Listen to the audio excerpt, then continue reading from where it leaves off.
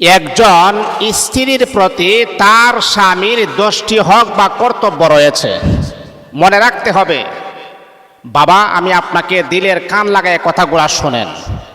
আপনি যদি আপনার স্ত্রীর এই হকগুলা যদি আপনি যথাযথভাবে যদি আপনি আদায় না করেন, তাহলে আল্লাহ পাকের কাঠগড়ায় কিন্তু আপনি আসামি হয়ে যাবেন, আপনি গ্রেফতার হয়ে যাবেন।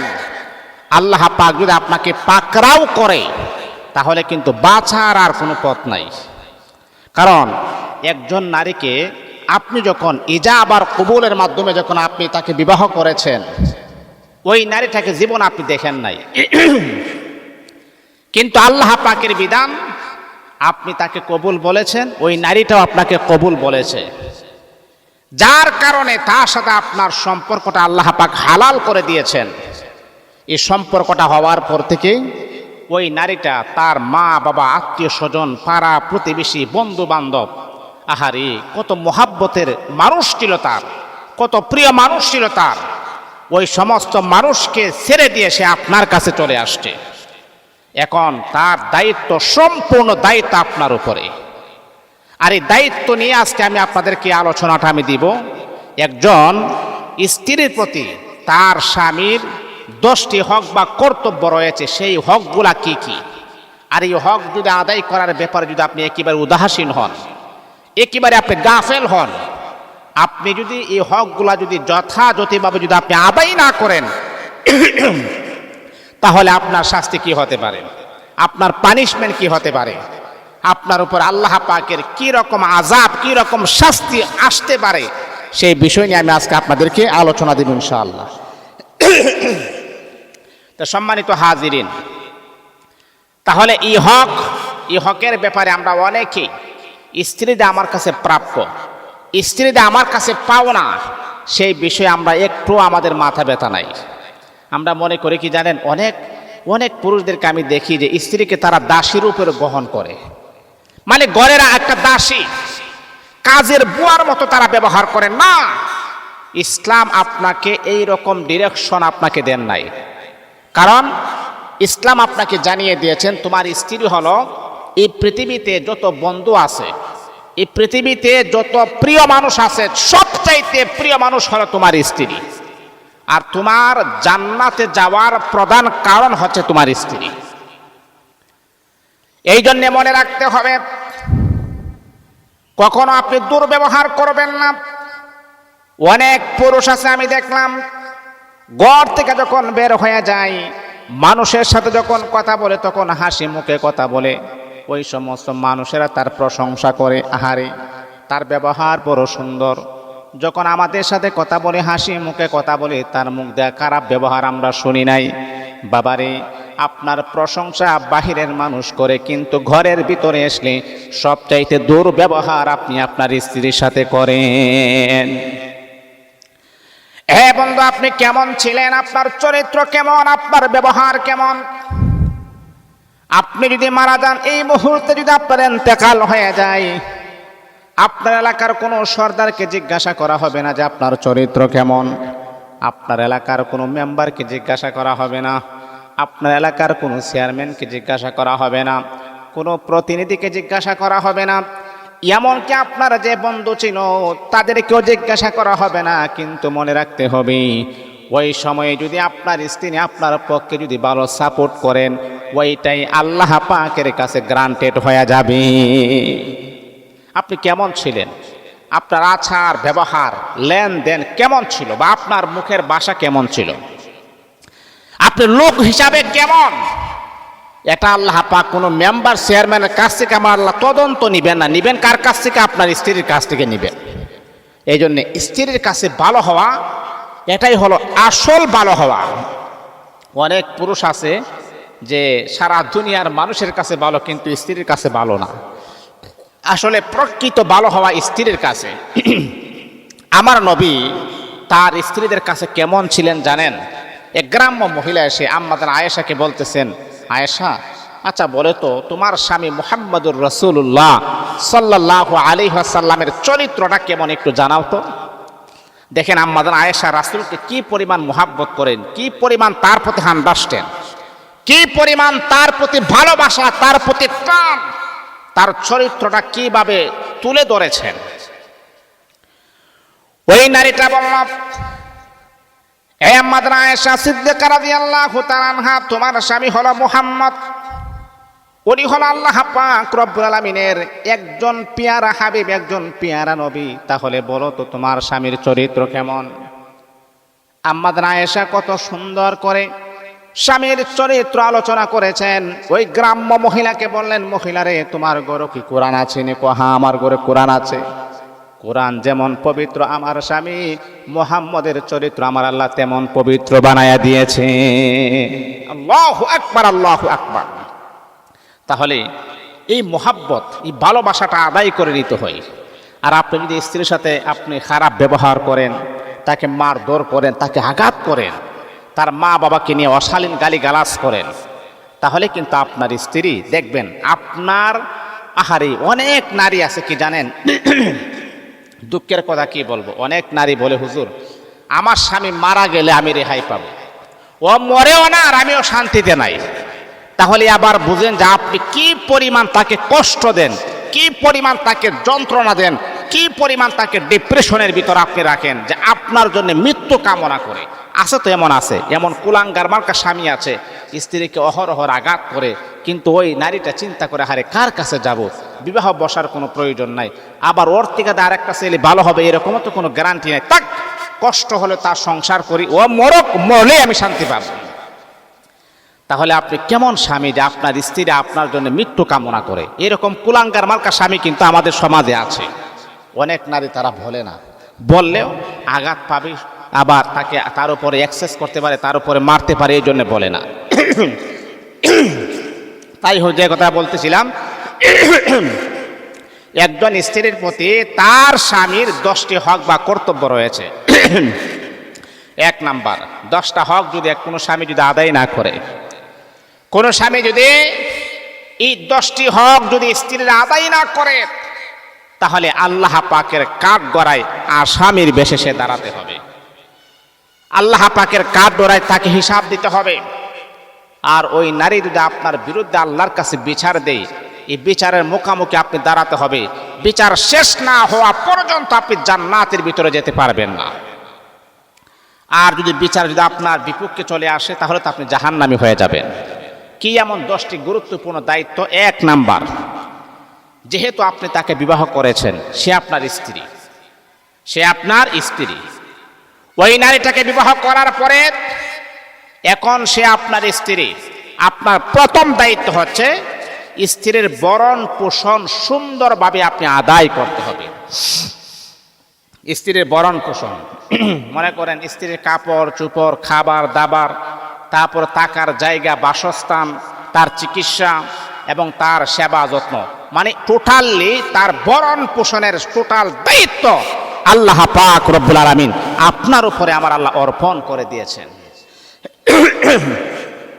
তার দায়িত্বের ব্যাপারে যদি আপনি অবহেলা করেন, তাহলে কিন্তু বাবা আপনি জাহান্নামী হয়ে যাবেন। তার কাপড় চোপড়, তার ভরণ পোষণ সম্পূর্ণ দায়িত্ব আল্লাহ আপনার উপরে অর্পণ করে দিয়েছেন। আপনি যা খাবেন তাকে তা খাওয়াতে হবে, আপনি যা পরবেন তাকে তাই পরাতে হবে, আপনি যেটা পছন্দ করেন সেটা আপনার স্ত্রীর জন্য আনতে হবে। অনেক সময় আছে যে আপনি রেস্টুরেন্টে ভালো খাবার খেয়েছেন, ঘরের ভিতরে আসলেন, কিন্তু স্ত্রীর জন্য কি খাবে, স্ত্রী কি খাবে না খাবে এই দিকে আপনার কোনো ফোকাস নাই, এই দিকে আপনার কোনো খেয়াল নাই। না, এটা কখনো করা যাবে না। ইসলাম এটাকে নিষেধ করেছেন, ইসলাম এটাকে বাধা প্রদান করেছেন। না, একজন স্বামী যা খাবে তার স্ত্রীর জন্য সে তা নিয়ে আনতে হবে, তা না হলে ইসলামের ডিরেকশন আপনি মানতে পারেন নাই। এই জন্য বন্ধুরে আমার শোনো, আপনি যে খাবারটা পছন্দ করেন,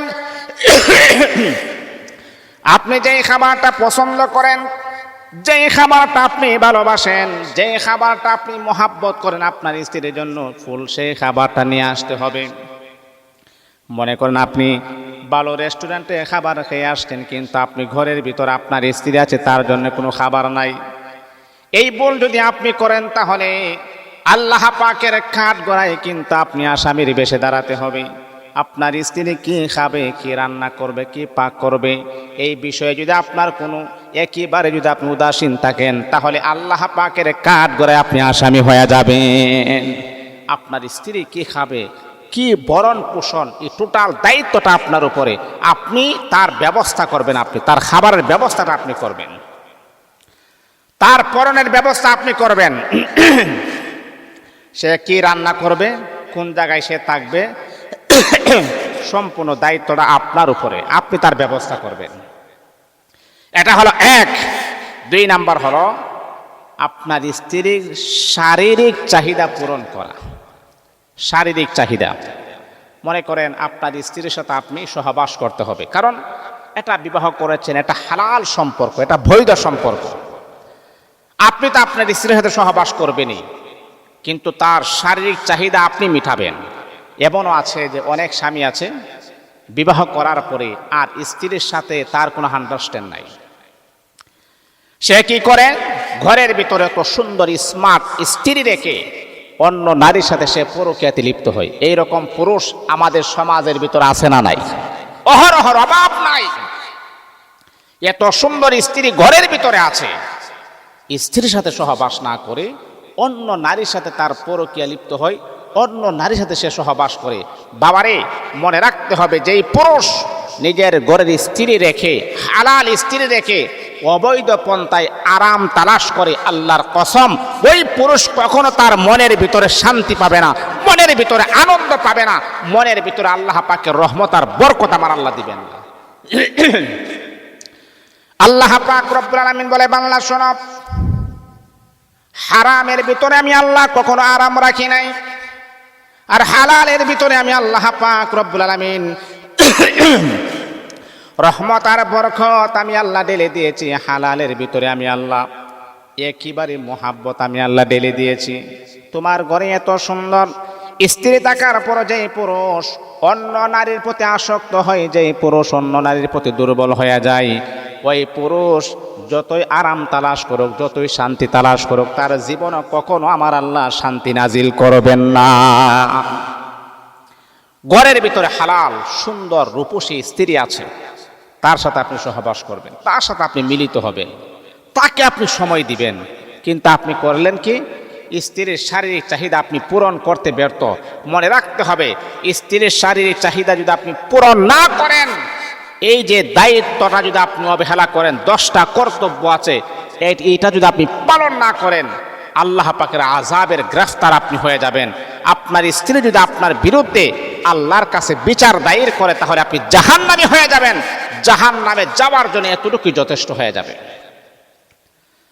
এ বন্ধুরে আমার, আপনার স্ত্রী যদি আল্লাহ পাক রব্বুল আলামিনের কাছে বিচার দায়ের করে, আপনার বিরুদ্ধে যদি নালিশ করে, মালিক রে আল্লাহ, আমার স্বামী আমাকে বিবাহ করেছেন, কিন্তু শারীরিক চাহিদা সে আমাকে পূরণ করতে পারে নাই, ও রব্বুল আলামিন, শারীরিক চাহিদা সে আমাকে মেটাই নাই, এমনকি সে অবৈধ সম্পর্ক করেছেন, আমাকে ঘরে রাখার পর অন্য নারীর সাথে তার অবৈধ সম্পর্ক ছিল, হালালভাবে আমি ছিলাম, হালালভাবে আমার সাথে সহবাস করে নাই, ওই নারীকে সে সময় দিয়েছেন।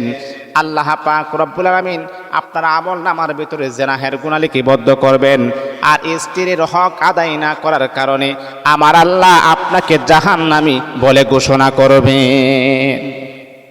তাহলে আপনার স্ত্রীর শারীরিক চাহিদা মিটাইবার দায়িত্ব হচ্ছে আপনার। আপনি তার সাথে সময় দিবেন, সহবাস করবেন। দেখেন ইসলাম কত সুন্দর, দেখেন স্বামী আর স্ত্রী সহবাস করলে, এই যে সহবাস, একজন আরেকজনের কাছ থেকে শারীরিক চাহিদা, মানসিক চাহিদা নিচ্ছেন, একজন আরেকজনের কাছ থেকে শান্তি নিচ্ছেন, আরাম নিচ্ছেন, সহবাস করতেছেন। এই যে সময়টা যে ব্যয় হচ্ছে, এটাও কিন্তু যেহেতু হালাল, যেহেতু বৈধ, স্বামী আর স্ত্রী একে অপরের সম্পর্কটা হলো পুত পবিত্র সম্পর্ক। এই যে আপনারা একজন আরেকজনের সাথে সহবাস করতেছেন, এই সময়টাও আল্লাহ পাক রব্বুল আলামিন আপনাদের আমল নামার ভিতরে নেক লেখা শুরু করে দিবেন। কারণ এটা হলো জায়েজ সম্পর্ক, এটা হলো হালাল সম্পর্ক, এটা হলো পুত পবিত্র সম্পর্ক। এই জন্য এই সময়টা ব্যয় হলেও এটাও কিন্তু নেকের পাল্লায় ওজন করা হবে। আল্লাহু আকবার, আল্লাহু আকবার। এই জন্য তো আল্লাহ পাক রব্বুল আলামিন কোরআনুল কারীমের ভিতরে আমার আল্লাহ বড় সুন্দর চমৎকার আকারে বললেন, হুন্না লিবাসুল লাকুম ওয়া আনতুম লিবাসুল লাহুন। স্বামী আর স্ত্রী হলো একজন আরেকজনের জন্য পোশাকের মতো বন্ধুরে আমার। তাহলে একজন আরেকজনের সাথে সহবাস করলে এই সময়টাও কিন্তু আল্লাহ পাক রব্বুল আলামিন আপনাদের আমলনামার ভিতরে নেক লেখা শুরু করে দিবেন। আর যদি অন্য নারীর সাথে যদি আপনি পরকীয়া করেন, অবৈধ সম্পর্ক করেন, হাদিসের ভিতরে আসছে অন্য নারীর সাথে যখন আপনি জেনাহে লিপ্ত হন তখন আপনার ভিতরে ঈমান থাকে না, ঈমানটা দূরে চলে যায়।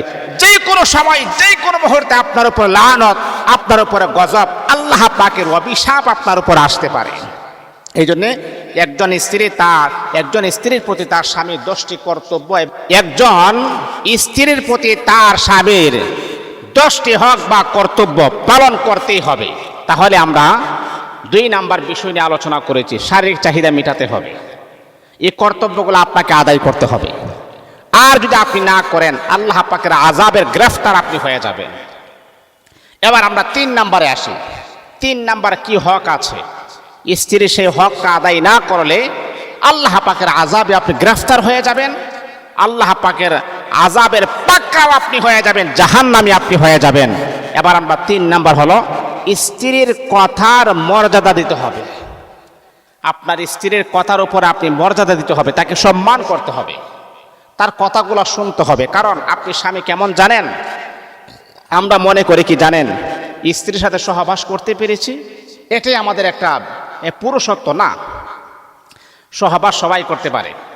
একটা কুকুরের সাথে সহবাস করতে পারে, এই সহবাস সবাই করতে পারে। হাইওয়ান জানোয়ার এটাও সহবাস করতে পারে। আল্লাহ পাক সহবাস সবাইকে দিয়েছিলেন। তা আপনি মনে করেছেন আপনি আপনার স্ত্রীর সাথে সহবাস করেন, এতে করে আপনার পুরুষত্ব প্রকাশ পায় না। মনে রাখতে হবে প্রকৃত স্বামী হচ্ছে ওই ব্যক্তি, প্রকৃত পুরুষ হচ্ছে ওই ব্যক্তি যে তার স্ত্রীর কথা বার্তা পর্যন্ত মনোযোগ দিয়ে শুনে এবং তার কষ্টের ভাগ সে বুক করে নেই। সুখের সময় সে সাথে থাকে, কষ্টের সময় সে সাথে থাকে, কষ্টের সময় সে তার স্ত্রীকে আশ্বাস দেয়, তাকে ভোলাইয়া দেয়, তাকে বলে কষ্ট মানে তার কষ্টেরও সাথী সুখেরও সাথী। তাহলে আপনি আসল স্বামী হতে পারবেন। খালি আপনি সহবাস করার জন্য স্বামী আর কিচ্ছু না, না, এটা হতে পারে না। এটা ইসলাম কখনো আপনাকে এইরকম সাজেশন দেয় না। আপনার স্ত্রী অসুস্থ হয়েছে, অবশ্যই তার পাশে আপনি থাকবেন, তার দেখাশোনা আপনি করবেন। মনে রাখতে হবে বাবা, একটা কথা মনে রাখবেন, একজন স্বামী যখন অসুস্থ স্ত্রীর পাশে যখন থাকে, ওই স্ত্রীটা অর্ধেক সুস্থ হয়ে যায় যে আমার স্বামী আমার পাশে আছে। অনেক টাকাওয়ালা কি করে জানেন? এই জন্য আমি প্রায় সময় বলি যে টাকা পয়সার ভিতরে কোনো শান্তি নাই। এই যে বড় লোক যারা দেখতেছেন, তারা বিজনেস নিয়ে ব্যস্ত আছে, তারা বিভিন্ন ইন্ডাস্ট্রিজ নিয়ে ব্যস্ত আছে, কিন্তু তাদের মনের ভিতরে শান্তি নাই। আরে আপনি টাকাওয়ালার স্ত্রী হয়ে দেখেন, আপনারও শান্তি থাকবে না। মনে করেন আপনি অসুস্থ হয়ে আছেন, আপনার স্বামীকে ফোন দিয়ে বললেন আমার শরীরটা তো বেশি খারাপ লাগতেছে, আমি একটা MBBS ডাক্তার দেখিয়ে নিয়ে আসি। আপনার স্বামী বলল বিজনেস করতেছি, ব্যবসা করে বসে আছি, ঠিক আছে, যত টাকা লাগে তুমি টাকা নিয়ে যাও, ডাক্তার দেখাও। তাহলে মা দেখেন, এই ক্ষেত্রে কিন্তু আপনি টাকা পাচ্ছেন, কিন্তু স্বামীকে আপনার পাশে আপনি পাচ্ছেন না।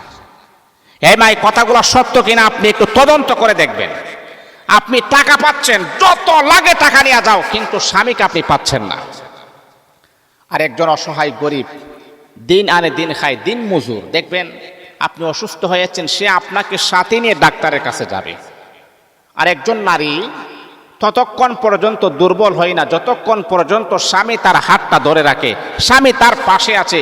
ওই নারীটা যতই অসুস্থ হোক না কেন, সে চিন্তা করে আমার স্বামী আমার পাশে আছে, ওই নারীটা অর্ধেক সুস্থ হয়ে যায়। কিন্তু আপনি বড় লোকের স্ত্রী হওয়ার কারণে টাকা পেয়েছেন, কিন্তু স্বামীর সোহবত পান নাই, স্বামীর মহাব্বত পান নাই, মা আপনি আরো অর্ধেক অসুস্থ হয়ে যাবেন।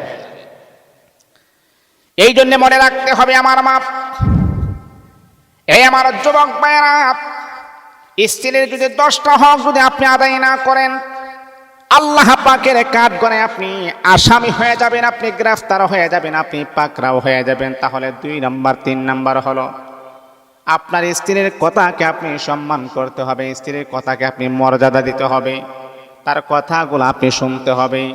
কথাগুলা মনোযোগ দিয়ে আপনি শুনতে হবে, কারণ তাকে অবহেলা করা যাবে না, সে তো আপনার স্ত্রী। তার কথাগুলা শুনবেন, তার কথাগুলা শোনার পরে মানা না মানা এটা হলো আপনার ব্যক্তিগত দায়িত্ব, কিন্তু মনে রাখতে হবে সে যেহেতু আপনার স্ত্রী, তার কথাটাকে আপনি সম্মান করতে হবে। নারী হিসাবে আপনি অসম্মানী করবেন না, হতে পারে না।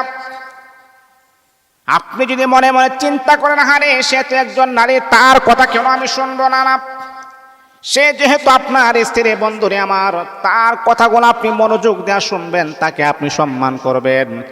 একজন নারী যখন বুঝতে পারে হারে আমার স্বামী আমার কথাটা মনোযোগ দিয়ে শুনতেছেন, তাহলে ওই নারীটা দেখবেন মনের ভিতরে আপনার প্রতি অনেক মায়া মোহাব্বত ভালোবাসা জন্মাইবে। কারণ হলো আমার স্বামী আমার কথা মনোযোগ দিয়ে শুনে, এর কারণ হলো আমার স্বামী আমাকে মন থেকে মোহাব্বত করে।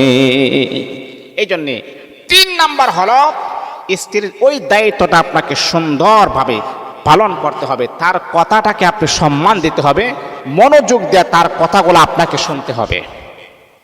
এটা হলো আপনার 3 নাম্বার। 4 নাম্বার হলো স্ত্রীর পিতামাতাকে মর্যাদা দেওয়া, স্ত্রীর পিতামাতাকে সম্মান করা, তাদেরকে আপনি ভালোবাসা দিবেন, তাদেরকে আপনি সম্মান করবেন। যেমন অনেক সময় আছে কি জানেন, অনেক পুরুষও আছে স্ত্রীর সাথে রাগারাগি তো হবে, স্বামী আর স্ত্রী মন মালিন্যতা থাকতে পারে স্বাভাবিক, কারণ প্রত্যেকটা পরিবারের ভিতরে কিন্তু ঝগড়া ফাসাদ দাঙ্গা হাঙ্গামা কিছু না কিছু আছে। 2টা প্লেট যখন একসাথে যখন আপনি ধরবেন কিছু না কিছু আওয়াজ হবে। স্বামী আর স্ত্রী একই চাঁদের নিচে যখন আপনারা থাকবেন, একে অপরের সাথে ঝগড়া দাঙ্গা হাঙ্গামা অভিমান ভালোবাসা থাকবে স্বাভাবিক। তে এই যে মনে করেন আপনার স্ত্রীর সাথে আপনার ঝগড়া হয়েছে, প্রয়োজনে আপনি তাকে একটা কথা বলতে পারেন, কিন্তু আপনি যদি আপনার স্ত্রীর মাকে নিয়ে বাবাকে নিয়ে বাজে কথা বলেন, একেবারে অশালীন কথাবার্তা বলেন, বাবারে, এতে করে আপনার স্ত্রীর কর্তব্য আপনি হয়রানি করতেছেন। তার যে 10টা দায়িত্ব, সেই দায়িত্বের ভিতরে মনে করেন 4 নাম্বার দায়িত্বকে আপনি অবহেলা করতেছেন। কারণ আপনার মাকে গালি দিলে যেমন আপনার কষ্ট লাগে, ঠিক তদ্রূপভাবে আপনার স্ত্রীকে গালি দিলে সেও তো তার মা, তার মাকে গালি দিলে তারও সেই পরিমাণ কষ্ট লাগে। হে বন্ধুরা আমার, যদি আপনার স্ত্রীর সাথে যদি আপনার রাগারাগি হয়, তাহলে তাকে একটা কথা আপনি বলতে পারেন, কিন্তু স্ত্রীর সাথে রাগারাগি করার পরে স্ত্রীর মাকে নিয়ে বাজে গালিগালাজ করবেন না, স্ত্রীর বাবাকে নিয়ে বাজে গালিগালাজ করবেন না। কারণ হলো তারা হলো আপনার শ্বশুর শাশুড়ি, তাদেরকে আপনি সম্মান করবেন, তাদেরকে আপনি ভালোবাসা দিবেন, তাদেরকে আপনি শ্রদ্ধা করবেন। বন্ধুরা আমার, যদি আপনি আপনার স্ত্রীর মাকে গালিগালাজ করেন, স্ত্রীর বাবাকে গালিগালাজ করেন, তাহলে 2টা বিপদ হবে। 1 নাম্বার হলো আপনার স্ত্রী আপনাকে আগে যেই পরিমাণ মোহাব্বত করতেন, যেই পরিমাণ আপনাকে ভালোবাসতেন, যেই পরিমাণ আপনাকে সম্মান করতেন, আপনার স্ত্রীর আদর স্নেহ ভালোবাসা থেকে আপনি বঞ্চিত হয়ে যাবেন। আপনার স্ত্রী বলবে, কাকে আমি এত ভালোবাসি, আমি কাকে এত ভালোবাসি, এত মোহাব্বত করি, একটা জিনিস নিজে না খেয়ে আমি আমার স্বামীর জন্য রেখে দেই, আমার স্বামী আমাকে মোহাব্বত করে বিদায়, আমার বাবাকে শ্রদ্ধা সম্মান করে বিদায়, মাকে শ্রদ্ধা সম্মান করে বিদায়।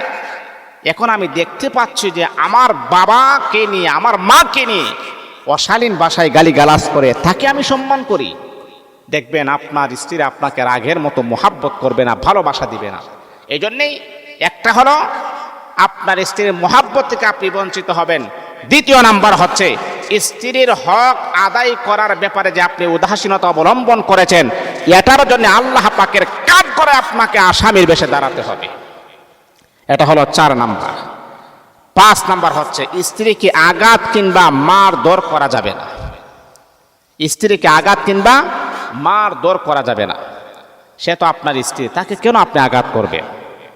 হ্যাঁ, আঘাত করার কয়েকটা সিস্টেম আছে, কয়েকটা নিজাম, কয়েকটা নিয়মতান্ত্রিক ব্যবস্থা আছে। মনে করেন আপনি আঘাত করতে পারবেন, আপনি যদি মনে করেন ধর্মীয় কোনো কাজ, এটা আসবে, এগুলা কিন্তু আসবে। তা আপনার স্ত্রীকে আপনি কখনো আঘাত করতে পারবেন না, মারধর করতে পারবেন না, সে আপনার স্ত্রী। আর স্ত্রী হচ্ছে ওই যে মিজানুর রহমান আজহারি একজন আলেম ছিলেন, তিনি একটা উদাহরণ দিয়েছিলেন, তারা হচ্ছে কাঁচের গ্লাসের মতন। সুন্দরভাবে ধরতে হয়, সুন্দরভাবে রাখতে হয়। কাঁচের গ্লাস যদি আপনি শক্ত করে ধরেন তাহলে কাঁচের গ্লাস ভেঙে যাইতে পারে, আবার ছেড়ে দিলেও ভেঙে যাইতে পারে। তাহলে কাঁচের গ্লাসটা হচ্ছে সুন্দরভাবে ধরতে হবে, সুন্দরভাবে রাখতে হবে। তে নারী হচ্ছে এমন, তাদের সাথে আপনি সুন্দর ব্যবহার করতে হবে, তাদেরকে আপনি সুন্দরভাবে রাখতে হবে, তাদেরকে আপনি সুন্দরভাবে বোঝাতে হবে। কিন্তু রাগ করে, অভিমান করে, মারামারি করে কখনো একটা সিদ্ধান্ত পৌঁছানো যায় না। একটা মানুষকে যদি আপনি বোঝাতে চান তাহলে তাকে সুন্দরভাবে আপনাকে বোঝাতে হবে, কিন্তু রাগ অভিমান করে কখনো ওই মানুষটাকে আপনি বোঝাতে পারবেন না। যতই আপনি চেষ্টা করেন কিন্তু বোঝাতে পারবেন না মাগা। তাহলে বাবা বন্ধুরা আমার শোনা, 5 নাম্বার হলো আপনি আপনার স্ত্রীকে কখনো আঘাত করবেন না। আপনি আপনার স্ত্রীকে কখনো মারধর করা যাবে না। যদি আপনি আপনার স্ত্রীকে আঘাত করেন, বিনা কারণে রাগের অবস্থায় যদি আপনি আপনার স্ত্রীকে মারধর করেন, আল্লাহ পাকের কঠিন আযাবের গ্রেফতার আপনি হয়ে যাবেন। তার হকটাকে আপনি আদায় করেন নাই। স্ত্রীর 10টা হক রয়েছে, এর ভিতরে 5 নাম্বার হক হলো তাকে কখনো মারা যাবে না, তাকে কখনো আঘাত করা যাবে না। বিনা কারণে রাগের অবস্থায় স্ত্রীর উপরে যদি আপনি অ্যাটাক করেন, চড়াও হন, তাহলে আপনার স্ত্রী যদি আল্লাহর কাছে বিচার দায়ের করে আপনি আসামি হয়ে যাবেন। এটা হলো 5 নাম্বার। 6 নাম্বার হচ্ছে ধর্মীয় বিধান, ধর্মীয় বিধিবিধান পালনে উৎসাহ দেওয়া। আপনার স্ত্রীকে আপনি ধর্মীয় বিধান পালনের ব্যাপার উৎসাহ দেওয়া। যেমন তাকে বলে, এই নামাজ পড়ো, হ্যাঁ আমার প্রাণের স্ত্রী রোজা রাখো, কোরআন তেলাওয়াত করো। অথবা যদি কোরআন তেলাওয়াত যদি না পারে বা সহি শুদ্ধ না হয় তাহলে তাকে আপনি শেখাবেন, যে কোনো মাধ্যমে হোক আর যে কোনো অ্যাঙ্গেলে হোক তাকে শেখাবেন। তাকে ধর্মীয় অনুশোচনার ব্যাপারে তাকে উৎসাহিত আপনি করবেন। অনেক সময় আছে যে আপনি নিজে আরবি শিক্ষিত, আপনি জেনারেল শিক্ষিত একজন মেয়ে বিবাহ করেছেন, এতে তো কোনো দোষারোপ নাই, এতে তো কোনো অন্যায় নাই, এতে তো কোনো অপরাধ নাই। একজন আলেম আমাকে একটা সাজেশন করেছিলেন যে তুমি যেহেতু আলেম হয়েছ, তুমি বিবাহ করবে একটা জেনারেল শিক্ষিত। কেন কেন কি কারণে? তখন আমাদেরকে ওনার থিওরিটা দেখুন, উনি বলছেন তুমি তো দিন পেয়েছো, ওই মেয়েটা দিন পাই নাই। আমার মনে হয় এই মেয়েটা যখন তোমার ঘরে আসবে অবশ্যই সেই মেয়েটাও দিন পেয়ে যাবে। আল্লাহু আকবার, আল্লাহু আকবার। তাহলে হুজুরের থিওরিটা দেখছেন কত সুন্দর। তো এই জন্য আমার মুসলমান বন্ধুগণ, যেই কথাটা আমি বলতেছিলাম, দিলের কান লাগায় কথাগুলো শুনেন। সেই কথাটা হচ্ছে আপনার স্ত্রীকে আপনি ধর্মীয় বিধানের ব্যাপারে, বিধিবিধানের ব্যাপারে আপনি তাকে উৎসাহিত করবেন। ফজরের আযান যখন হয়ে যাবে, নিজে ওযু করার জন্য আপনি ঘুম থেকে জাগ্রত হয়ে আপনি ওযু করবেন। এমনকি আপনার স্ত্রীকে আপনি বলবেন নামাজ পড়ার জন্যে, আপনার স্ত্রীকে বলবেন ওযু করার জন্যে, দুইজনে একসাথে নামাজ পড়বেন। তাকে ধর্মীয় বিধিবিধান ব্যাপারে তাকে উৎসাহিত আপনি করবেন। বন্ধুরে আমার, অনেক সময় দেখা যায় অনেক স্বামী নিজে তারা 5 ওয়াক্ত নামাজ পড়ে কিন্তু ঘরের ভিতরে স্ত্রী নামাজ পড়ে না। আল্লাহ তো কোরআনের ভিতরে চমৎকার আকারে আমার আল্লাহ সুন্দর করে জানায়া দিয়েছেন, ইয়া আইয়ুহাল্লাযীনা আমানু কু আনফুসাকুম ওয়া আহলিকুম নার। আমার নবী জানায়া দিয়েছেন, ও ঈমানদারেরা শোনো শোনো শোনো শোনো শোনো, জাহান্নামের আগুন থেকে তুমি বাঁচো এবং তোমার পরিবার পরিজনকে জাহান্নামের আগুন থেকে বাঁচাও। পরিবার পরিজন বলতে আমার স্ত্রী আছে, আমার সন্তান আছে, আমার মেয়ে আছে, তারা হলো আমার পরিবারের ভুক্ত। অনেক আল্লাহ পাক রব্বুল আলামিনের বান্দাদেরকে আমি এমনটা দেখলাম, নিজে 5 ওয়াক্ত নামাজ পড়ে কিন্তু ঘরের ভিতরে স্ত্রী নামাজ পড়ে না, সন্তান নামাজ পড়ে না, মেয়েটা নামাজ পড়ে না, এমনকি তার স্ত্রী পর্দা করে না, মেয়েটা পর্দা করে না, সন্তান এই যে সন্তানটা আউল ফাউল চলাফেরা করে, তার চলাফেরা বড় সুন্দর না। বন্ধুরে আমার, এমনটা যদি হয়ে যায়, এমনটা যদি হয়, আপনি যদি আপনার স্ত্রীকে না বুঝান, সন্তানকে না বুঝান, বিধিবিধান পালন করার ব্যাপারে যদি আপনি উৎসাহিত না করেন, তাহলে আল্লাহ পাকের কাঠ গড়ায় আপনি আসামি হয়ে যাবেন। আল্লাহ বলবে, এটা তো তোমার একটা দায়িত্ব ছিল। তোমার স্ত্রী জেনারেল শিক্ষিত, তোমার স্ত্রী দিন সম্পর্কে এতটা বুঝে নাই, তুমি তো বুঝছো। তুমি বোঝার পরে তোমার স্ত্রীকে কেন বোঝালে না, তোমার স্ত্রীকে কেন উৎসাহিত করলে না দিনের ব্যাপারে? নামাজ তুমি পড়েছো, তোমার স্ত্রী নামাজ পড়ে নাই। তুমি কোরআন তেলাওয়াত করেছো, তোমার স্ত্রী কোরআন তেলাওয়াত করে নাই।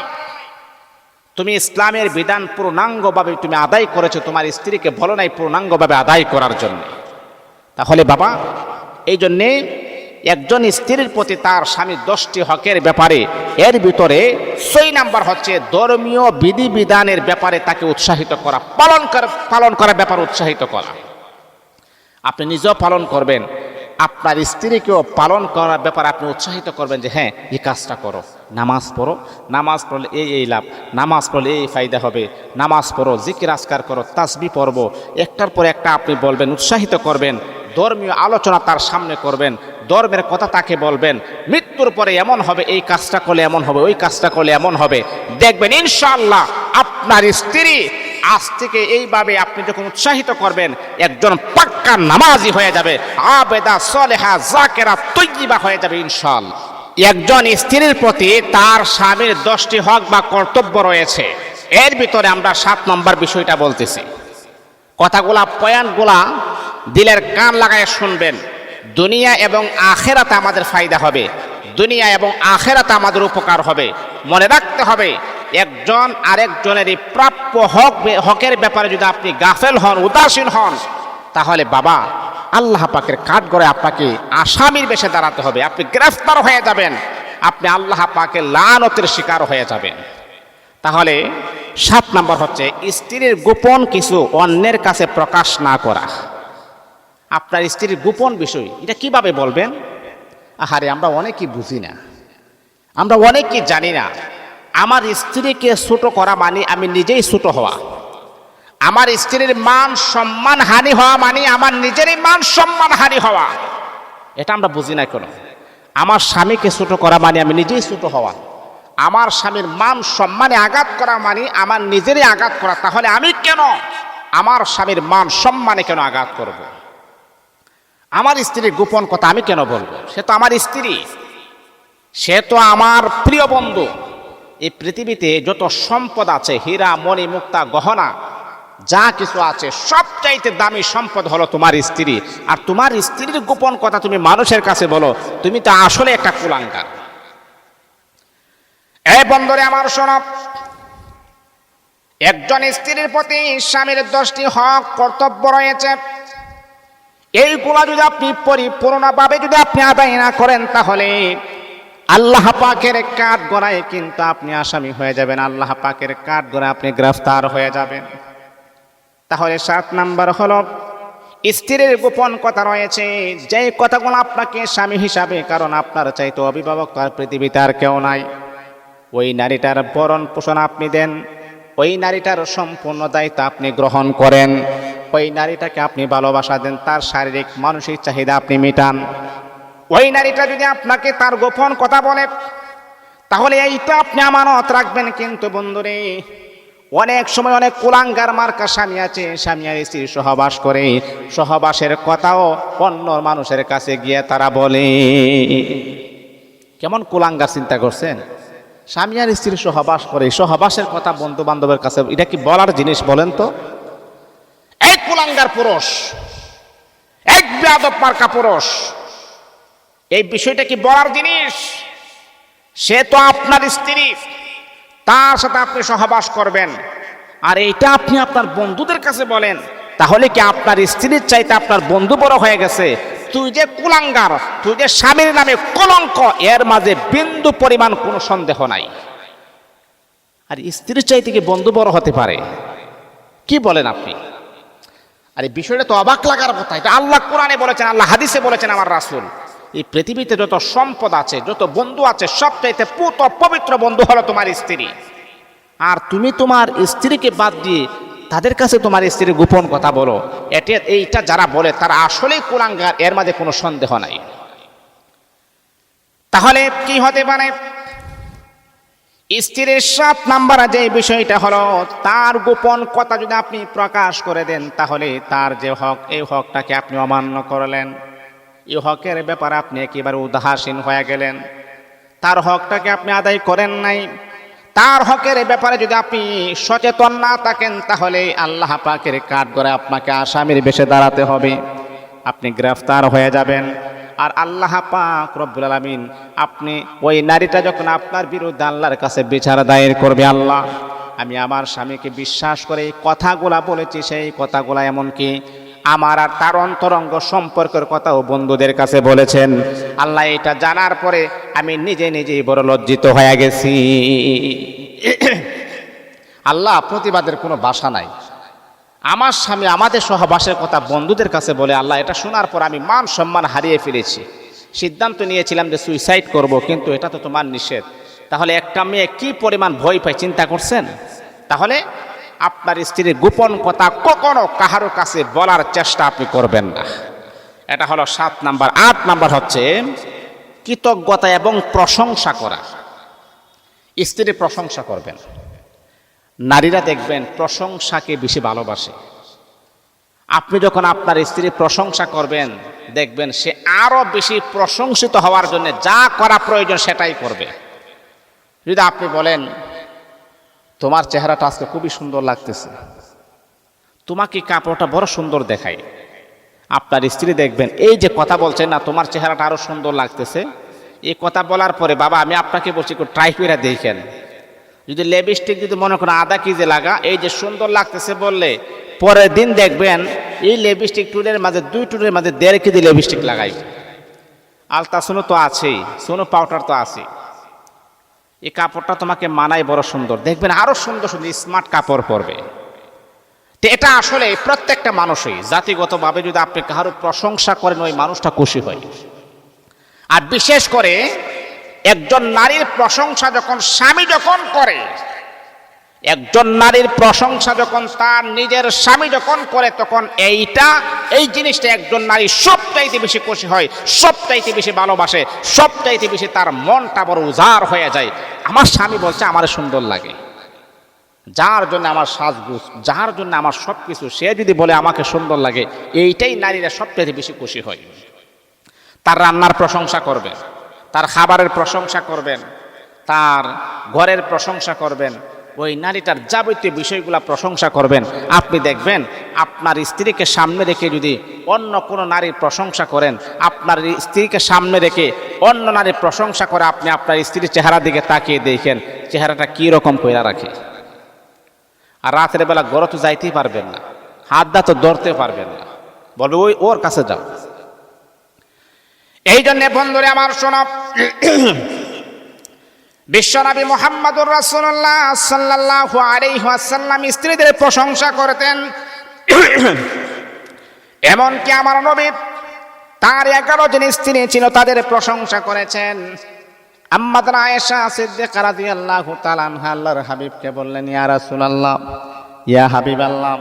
আম্মা আয়েশা বলেন, পৃথিবীর মানুষেরা আমার স্বামী মুহাম্মদ আমাকে কি পরিমাণ মোহাব্বত করতো, কি পরিমাণ আমাকে ভালোবাসতো জানোনি? আমি আয়েশা যেই গ্লাস দিয়ে আমি পানি খেতাম, যেখান দিয়ে আমার ঠোঁট গোলা লাগতো, আমি তাকিয়ে দেখতাম আমার স্বামী মুহাম্মদ আমার ঠোঁট গোলা লাগানো ওই জায়গা দিয়ে আমার স্বামী মুহাম্মদ পানি পান করতেন। এই দৃশ্য দেখে আমি আয়েশার মনটা ঠান্ডা হয়ে যাইতো। এমনকি আমার স্বামী মুহাম্মদ আমার প্রশংসা করতেন, আমার স্বামী মুহাম্মদ আমাকে বড় ভালোবাসতেন, আমার স্বামী মুহাম্মদ আমার প্রশংসা করতেন। তার মানে হলো বোঝা গেল বন্ধুরে, আমার স্বামী যখন স্ত্রীর প্রশংসা করবে, ওই নারীটা দেখবেন আপনাকে ভালোবাসার জন্য আরো পাগল হয়ে যাবে। এই জন্যে আপনার স্ত্রীর প্রশংসা আপনি করবেন, আপনার স্ত্রীর প্রশংসা আপনি করবেন, আপনার স্ত্রী খুশি হবে। আর স্ত্রী যদি খুশি হয়, তাহলে স্বামী আর স্ত্রীর মাঝে ভালোবাসার বন্ধনটা আরো মজবুত হবে, আরো শক্তিশালী হবে। এই পৃথিবীর কোনো ব্যক্তি নাই আল্লাহ ছাড়া আপনাদের সম্পর্কটাকে বিচ্ছেদ করার জন্য। আর মনে করেন একে অপরকে সন্দেহ করা যদি শুরু করেন, আরে আজকে হাজার হাজার ভালোবাসা ডিলেট হয় সন্দেহের কারণে। সন্দেহ কেন করবে? সন্দেহ না করে একে অপরকে ভালোবাসার মাঝে হাবুডাবু খাওয়াবেন, ভালোবাসার মাঝে আপনারা সম্পর্কটা গভীর করবেন। সন্দেহ করলে জ্বালা যন্ত্রণা শুরু। যাই হোক, এটা হলো আপনার 8 নাম্বার, স্ত্রীর প্রশংসা আপনি করবেন। সে তো আপনার স্ত্রী, তার প্রশংসা করবেন না, মানে করবেন কার প্রশংসা? তাকে আপনি সুন্দর করে রাখবেন, তাকে আপনি সুন্দরভাবে ডাকবেন, তার প্রশংসা আপনি করবেন, ইনশাআল্লাহ দেখবেন ঘরের ভিতরে সুখ শান্তি আল্লাহ পাক রব্বুল আলামিন দান করে দিবেন ইনশাআল্লাহ। এটা হলো 8 নাম্বার। 9 নাম্বার হচ্ছে স্ত্রীকে নিয়ে ঘুরতে যাওয়া এবং সময় দেওয়া। Very very important. আপনার স্ত্রীকে নিয়ে আপনি ঘুরতে যাবেন, তার মনটা ফ্রেশ থাকবে এবং তাকে আপনি সময় দিবেন। আমাদের ইম্পর্টেন্ট বিষয়টা হচ্ছে আমরা সময় দিতে পারি না। আমাদের টাকা আছে, আমাদের সম্পদ আছে, আমাদের বিজনেস আছে, আমি বিভিন্ন ইন্ডাস্ট্রিজের মালিক, কিন্তু মাগার আমার যে একজন স্ত্রী আছে সেই দিকে আমার কোনো ফোকাস নাই, সেই দিকে আমার কোনো খেয়াল নাই। আজকে পৃথিবীর দিকে আপনি তাকান, আমি তো আপনাদেরকে কয়েকটা নামও বলে দিতে পারবো। ওই সমস্ত ব্যক্তিদের স্ত্রী তাদেরকে ছেড়ে চলে গেছে। সোশ্যাল মিডিয়াতে যখন তাদেরকে নিয়ে যখন আলোচনা হচ্ছে যে তোমার এমন একজন স্বামী, সারা পৃথিবীর মানুষ তোমার স্বামীকে চিনে, সারা পৃথিবীর মানুষ তোমার স্বামীকে চিনে, এমনকি তোমার স্বামীকে চিনার কোনো বাকি নাই, যশ কষের কোনো অভাব নাই, টাকা পয়সার কোনো অভাব নাই, সুনামের কোনো অভাব নাই, তাহলে এমন একজন স্ত্রী হওয়ার পরে তার স্ত্রী হওয়ার জন্যে, তার গার্লফ্রেন্ড হওয়ার জন্যে, তার সাথে এক রাত থাকার জন্য কত নারী পাগল, আর তুমি তার কাছ থেকে চলে আসছো, কারণটা কি? তখন বলে ভালোবাসার অভাবে, স্পর্শতার অভাবে, সময় না দেওয়ার অভাবে। তাহলে যত সুন্দরী হোক আর যত রূপসী হোক, যদি আপনি আপনার স্ত্রীকে সময় না দেন, গুরুত্ব না দেন, তাকে নিয়ে যদি আপনি ঘুরতে না যান, সময় না দেন, তাহলে বাবা আপনার টাকা পয়সা, ব্যাংক ব্যালেন্স, ইন্ডাস্ট্রিজ থাকতে পারে, কিন্তু আপনি আপনার মনের মতো স্ত্রী আপনি পাবেন না। ওই সমস্ত পুরুষের সংসার কোনো নারী করতে চাই না। একজন নারী কি চায়? স্বামীর ভালোবাসা চাই। একজন নারী একেবারে, প্রত্যেকটা নারীর কথা আমি বলি নাই, ম্যাক্সিমাম নারীর কথা আমি বলি, ওই নারীটা কি চাই? স্বামীর স্পর্শ চাই, স্বামীর ভালোবাসা চাই, স্বামীর উদারতা চাই, স্বামীর মহাব্বত চাই, স্বামী যেন তাকে সময় দেয়, এইটা চাই। আপনি তাকে ডুপ্লেস বাড়িতে রাখবেন, দামি দামি এয়ার কন্ডিশন গাড়িতে চড়াবেন, এটা বেশিরভাগ নারী এটা পছন্দ করে না।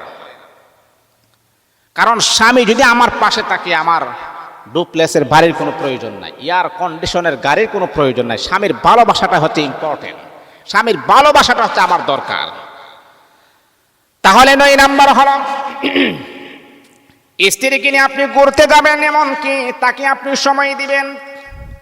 বিশ্বনবী আম্মাজান আয়েশাকে নিয়ে আল্লাহর হাবিব খেলাধুলা করেছেন, আম্মাজান আয়েশাকে নিয়ে দৌড়ের প্রতিযোগিতা করেছেন। আপনার স্ত্রীকে আপনি সময় দিবেন, তাকে নিয়ে আপনি বিভিন্ন জায়গাতে আপনি ঘুরতে যাবেন, দুজনের মনটা ফ্রেশ হবে।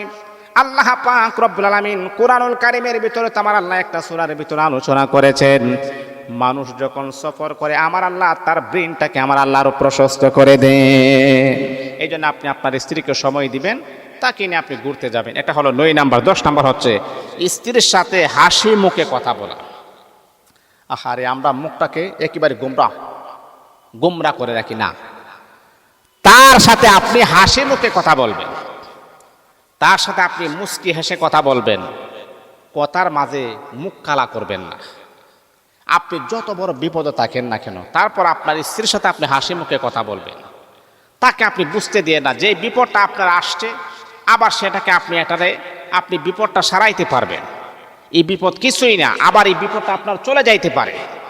এই ক্ষেত্রে আপনার স্ত্রীকে কখনো তার সামনে মুখটাকে গোমরা করে রাখবেন না। আপনি হাসি খুশি থাকবেন, হাসি মুখে কথা বলবেন, ইনশাআল্লাহ দেখবেন আপনার ঘরের ভিতরে শান্তি, ভালোবাসা, আল্লাহ প্রদত্ত রহমত, বরকত, কোনো কিছুর অভাব হবে না। টাকা পয়সা আপনার না থাকলে না থাকতে পারে, কিন্তু স্বামী আর স্ত্রীর মাঝে যে ভালোবাসা, এই ভালোবাসার বন্ধনটা কিয়ামত পর্যন্ত থাকবে, মৃত্যু পর্যন্ত থাকবে, কখনো আলাদা হবে না ইনশাআল্লাহ। এটা তো স্ত্রীর প্রাপ্য, স্ত্রীর দায়িত্ব। একজন স্বামী তার স্ত্রীর সাথে যখন কথা বলবে, হাসি মুখে কথা বলবে, মুস্কি হেসে কথা বলবে। তাই সে জন্য না বুঝতে পারে যে আমার স্বামী আসলে একটা বিপদে আছে নাকি, না বুঝতে পারে, কিন্তু এই যে বিপদটা, এটা আপনি সলভ করতে পারবেন, এই সমস্যা সমাধান আপনি করতে পারবেন। কিন্তু তারপরও আপনার স্ত্রীর চেহারা দিকে তাকিয়ে আপনি কখনো গোমরা হয়ে কথা বলবেন না। এই যে স্ত্রীর যে 10টা প্রাপ্য হক, এই হকের ব্যাপারে আমরা যদি উদাসীন হয়ে যাই, আল্লাহর কাছে কিন্তু আমাকে হিসাব দিতে হবে। আমি আবারও সিরিয়াল নাম্বার করে বলছি। 1 নাম্বার হচ্ছে স্ত্রীর ভরণ পোষণ আদায় করা।